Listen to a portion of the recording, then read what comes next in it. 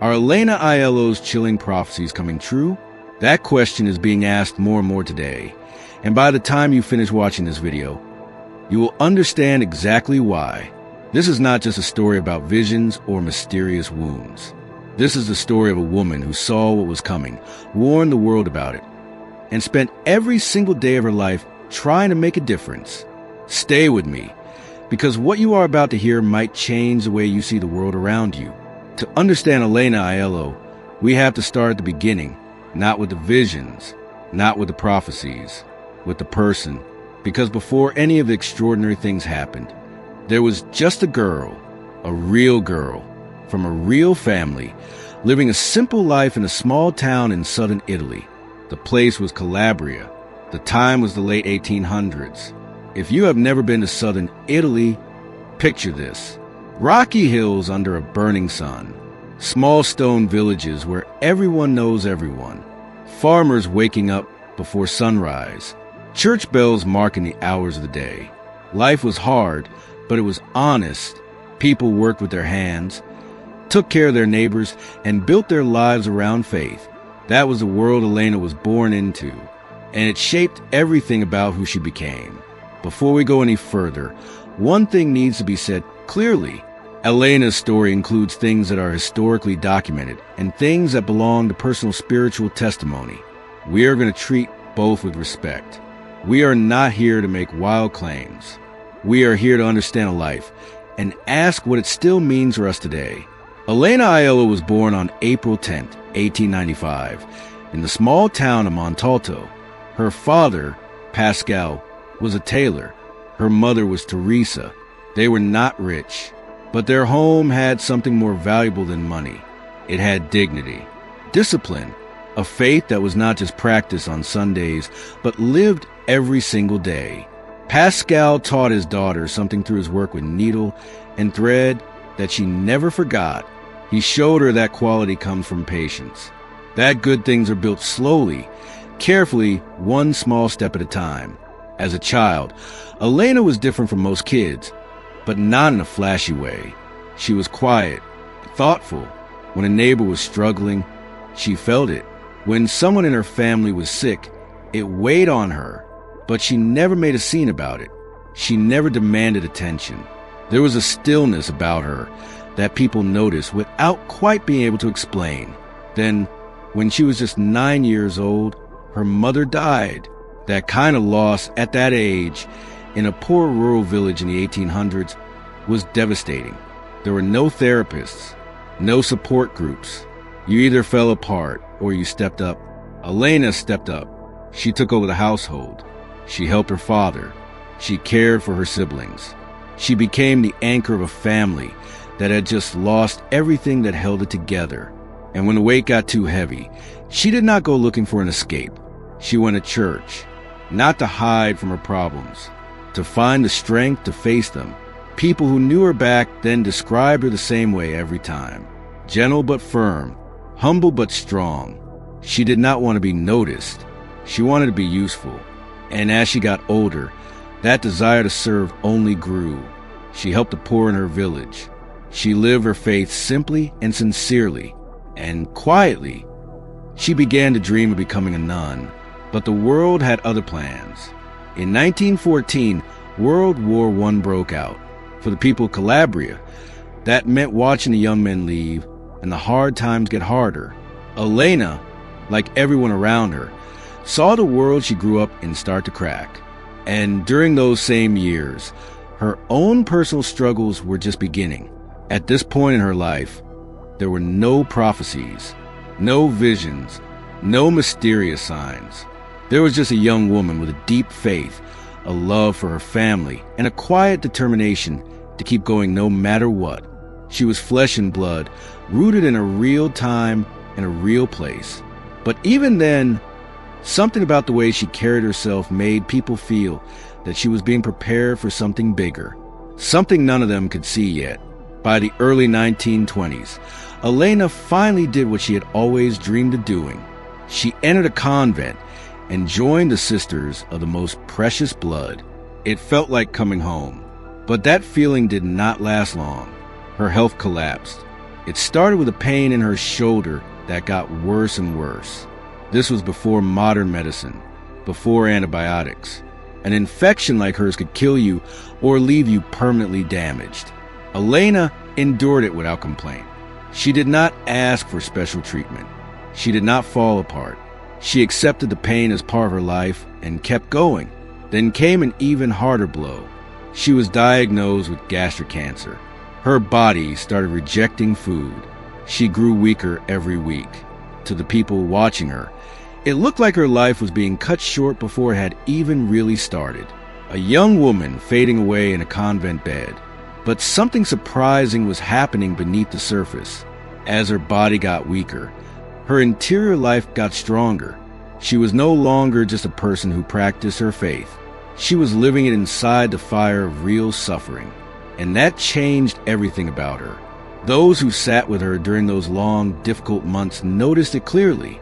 There was a peace in her that went beyond anything medicine or willpower could explain. There is one account from this period that her biographers return to again and again. Elena underwent a painful medical procedure without proper anesthesia. The people in the room expected her to panic or scream. She did not. She was still, calm, anchored by something no one could see. The doctor who performed the procedure left the room visibly shaken, not because anything went wrong, because of what he'd seen on her face. As the months passed, Elena began speaking about something she was discovering inside her suffering. She did not see it as punishment. She saw it as a lesson. And during this same period, those closest to her began noticing something else, something that they struggled to put into words. There were moments of unusual clarity, interior promptings that seemed to come from beyond her own mind, a sense of presence that she described as both comforting and directing. She was not eager to talk about these experiences. In fact, she seemed uncomfortable with them. She kept steering conversations back to practical things, to how she could still be useful, even bedridden. She was counseling visitors, listening to their problems, becoming a source of steadiness for everyone around her even while her own body was failing. And then 1923 arrived and everything changed. It was during Lent that year that the first reports began to spread through Cosenza. Quiet at first, then louder. Something was happening to Elena Aiello that nobody could explain. According to the accounts of people who were personally present, the events happened on Fridays. Elena would enter a state of deep withdrawal, seemingly unaware of the world around her. And then, witnesses reported, wounds would appear on her body, on her hands, her feet, her side, and on her forehead, as though from a crown of thorns. These were not small cuts. They were open, bleeding wounds that caused her real and serious pain. Physicians were brought in. Skeptics came to observe. And what they reported, whether they wanted to believe it or not, was something they could not easily dismiss. But here is the detail that matters most. Here is the thing that tells you everything you need to know about who Elena Aiello really was. She was embarrassed by it. She did not see the wounds as a sign of her own greatness. She did not use them to build a following. She begged her doctors to find a natural explanation. She wrapped her hands and her forehead in bandages whenever she could, not to show them off, but to hide them from the crowds that started gathering outside wherever she was staying. She wanted the attention to stop. She wanted to be left alone to do her work. The church responded with caution, as it should. The local bishop did not immediately call anything miraculous. The Vatican opened an investigation. Elena was observed, examined, questioned, tested. Investigators looked for any sign of fraud, mental illness, or desire for fame. She was ordered to stay silent about her experiences, forbidden from discussing them publicly, required to submit everything she had ever written for theological review. And she obeyed, completely, without argument, without resentment. She told her sisters that if the church decided she was a mistake, she would burn her own writings herself.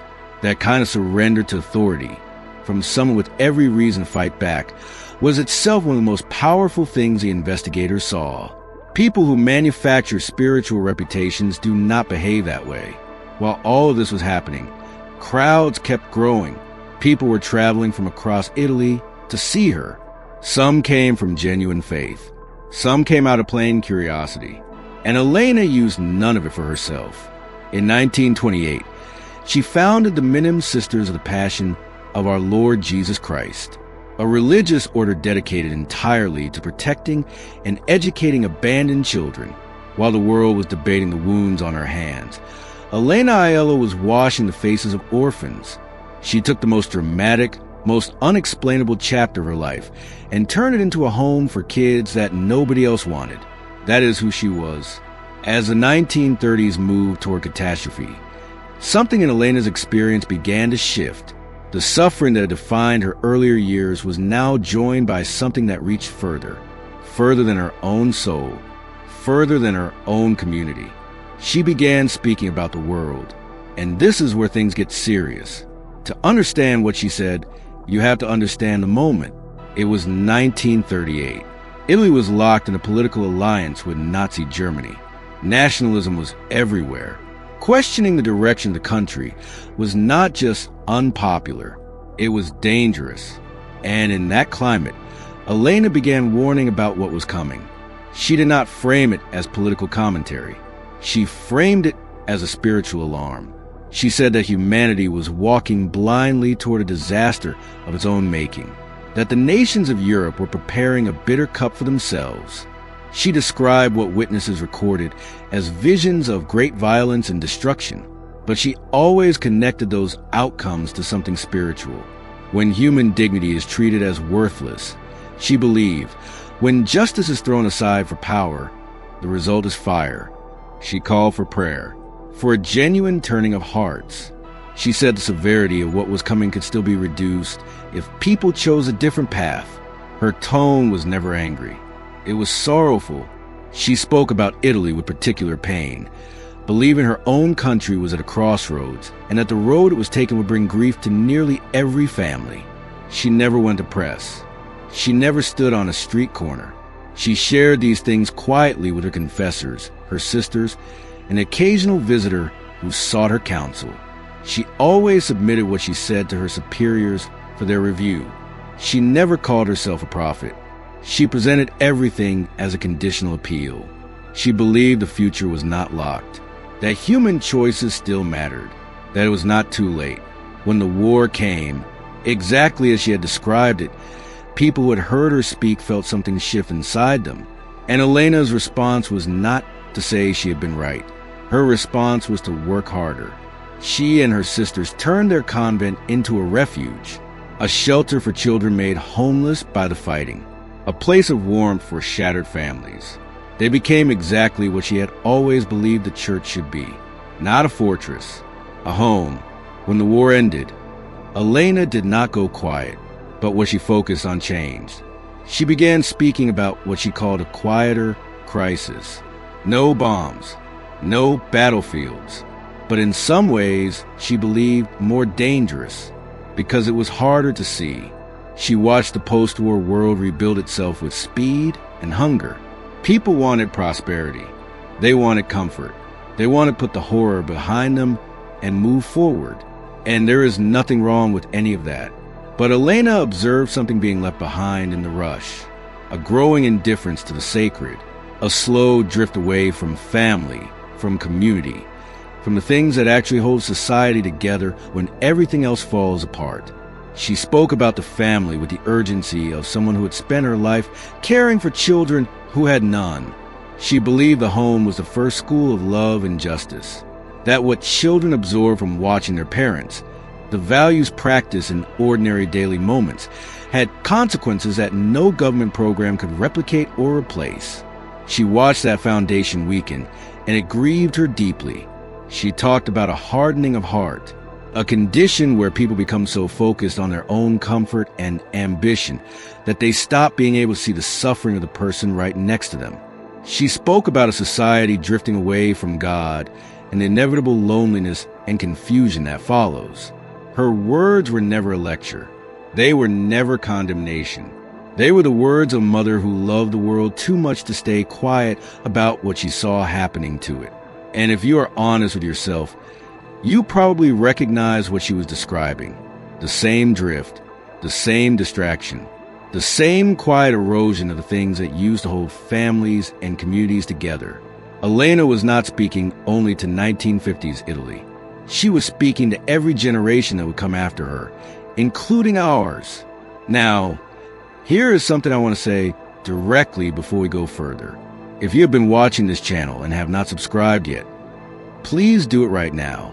We bring you stories like this one because they matter, because they speak to real life and real questions.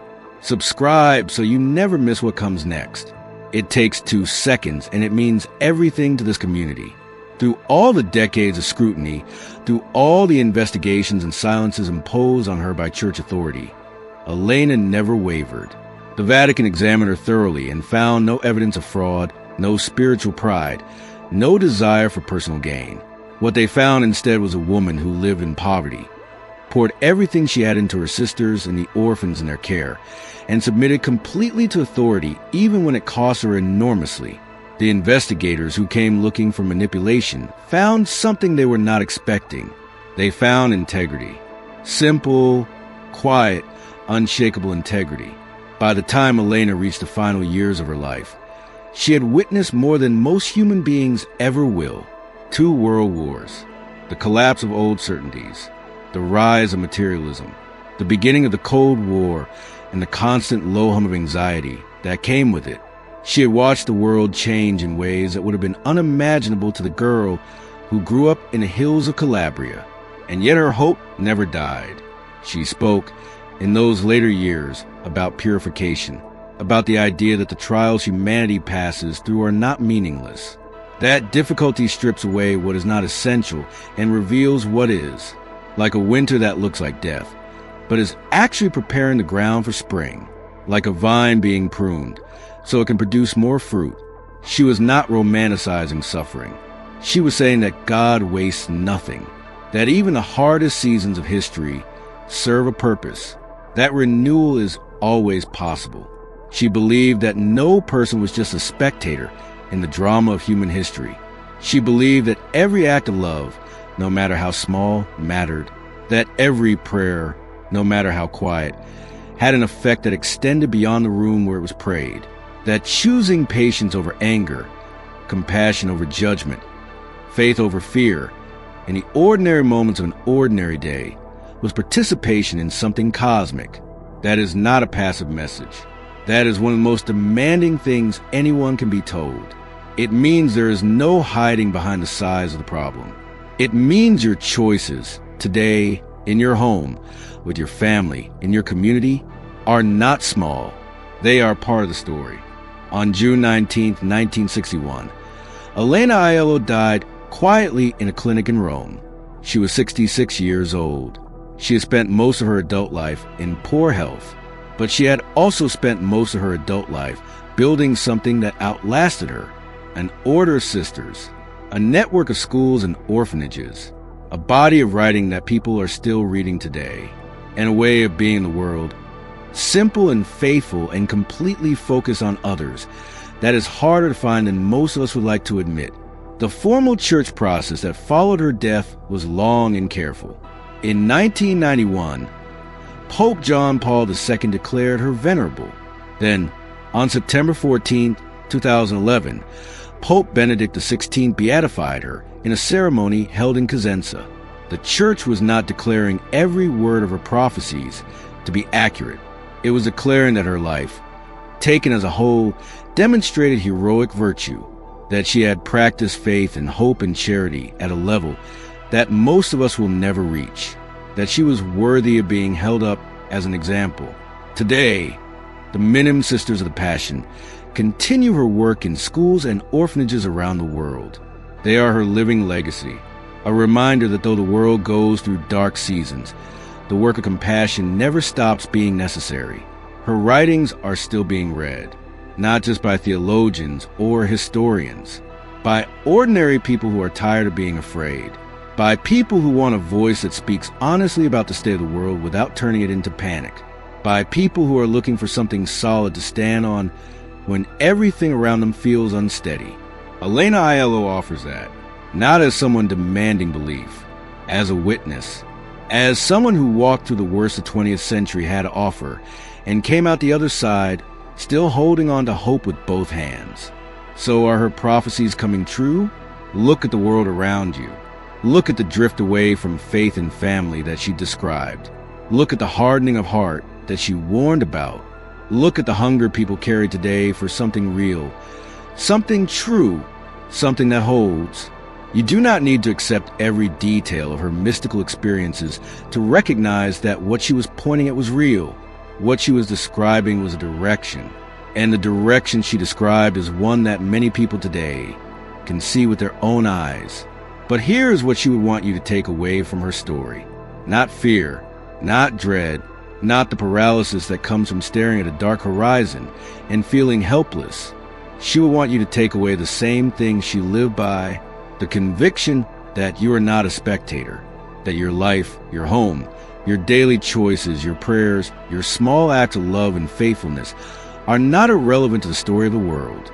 They are part of it, every single day. She was a tailor's daughter from a forgotten village who never wanted to be famous. And because she never wanted to be famous, because she spent every day simply trying to serve faithfully, she became someone the world cannot forget. That is the most important prophecy of all. Now I want to hear from you. After everything you just heard, what stands out most? Is it her warnings about the world and how they connect to what you see around you today? Is it the way she faced suffering without bitterness? Is it the orphans she gave everything to? Or is it something simpler? The image of a woman who just wanted to serve and ended up changing the world by doing exactly that? Tell me in the comments below. I read every single one. And this is exactly the kind of conversation this community was made for.